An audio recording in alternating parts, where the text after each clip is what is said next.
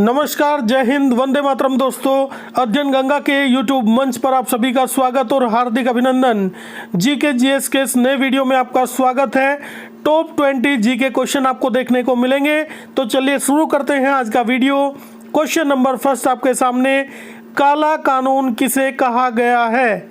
और देखिएगा, यहाँ पे सभी प्रश्नों के उत्तर आपको दिए जाएंगे, लेकिन जिस क्वेश्चन का आंसर आपको आता है तो उसका आंसर आप कमेंट बॉक्स में जरूर लिखें।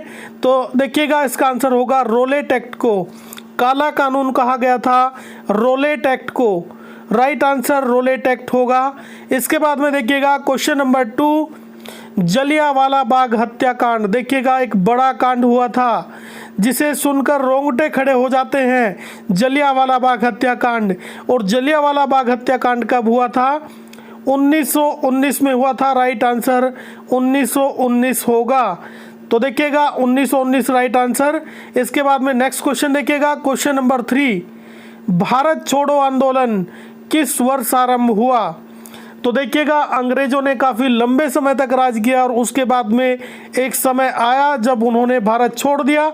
लेकिन भारत छोड़ो आंदोलन शुरू कब हुआ था? ये 1942 में हुआ था, 1942। राइट आंसर होगा 1942। तो देखिएगा, एक से बढ़कर एक क्वेश्चन आपको यहाँ पे मिलने वाला है।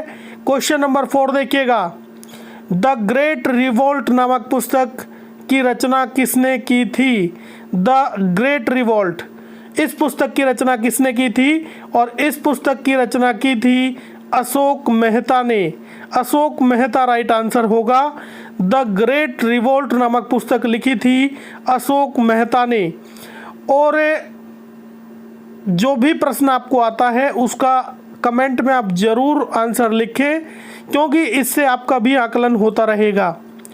इसके बाद में देखिएगा क्वेश्चन नंबर 5 देखिएगा, 1857 के गदर को किसने क्रांति का नाम दिया? और देखिएगा 1857 के गदर को क्रांति का नाम दिया था कार्ल मार्क्स ने। कार्ल मार्क्स महोदय, बड़ा नाम है कार्ल मार्क्स, तो इन्होंने कहा था 1857 के गदर को क्रांति नाम इन्होंने दिया था। इसके बाद में देखिएगा क्वेश्चन नंबर 6, 1857 की क्रांति का प्रमुख कारण क्या था?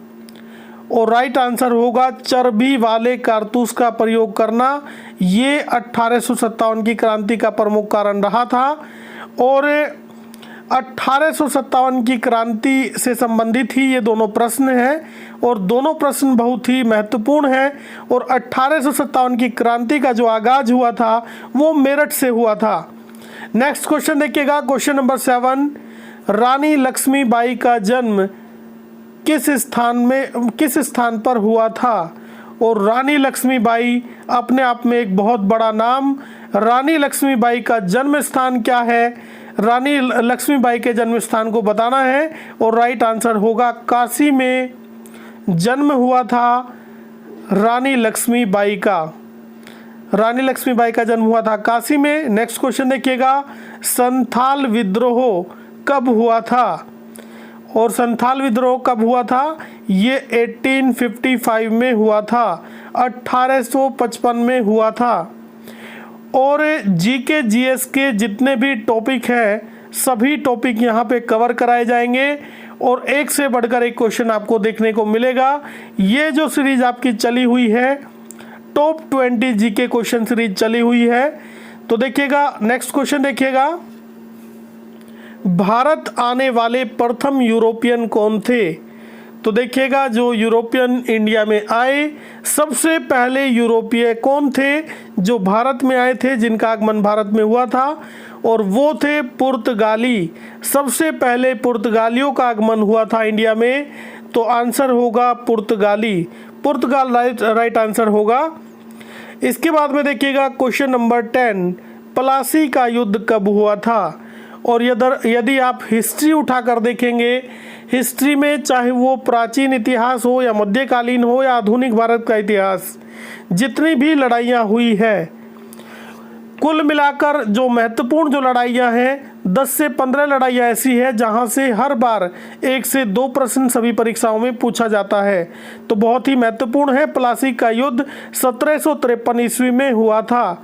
मोस्ट इंपोर्टेंट सारे युद्ध आप तैयार कर लीजिएगा। इसके बाद में देखिएगा क्वेश्चन नंबर 11, तलवंडी नामक स्थान में किसका जन्म हुआ था? और देखिएगा बड़े संत सिखों के प्रथम गुरु नानक का जन्म हुआ था तलवंडी में। और ये जो जन्म स्थान है इनका तलवंडी है, बहुत ही प्रसिद्ध स्थान है क्योंकि सिखों के प्रथम गुरु नानक देव जी का जन्म हुआ था तलवंडी नामक स्थान पर। मोस्ट इम्पोर्टेंट है। इसके बाद में देखिएगा महाकवि कबीर किसके शिष्य थे? और कबीर दास जी का नाम तो आपने सुना ही है। कबीर दास जी किसके शिष्य थे? महाकवि कबीर राइट आंसर किसके शिष्य थे? रामानंद। महाकवि कबीर किसके शिष्य थे? और कबीर दास जी का नाम तो और कबीर दास जी को नहीं जानता, सब जानते हैं। और कबीर दास जी के जो गुरु थे उनका नाम काफी था प्रसिद्ध थे, रामानंद इनके गुरु थे। नेक्स्ट क्वेश्चन देखिएगा क्वेश्चन नंबर 13। भारत में मुगल वंश का संस्थापक कौन था? और देखिएगा मध्यकालीन इतिहास की यदि बात करें तो सबसे बड़ा वंश, सबसे अधिक लंबे समय तक रहने वाला वंश यदि कोई था तो वो मुगल वंश था। और मुगल वंश के जो संस्थापक थे वो थे बाबर राइट आंसर होगा।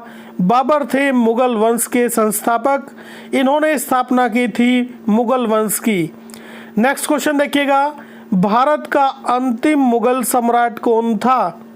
और देखिएगा भारत का अंतिम मुगल सम्राट, जो मुगलों का अंतिम सम्राट था वो था बहादुर शाह जफर।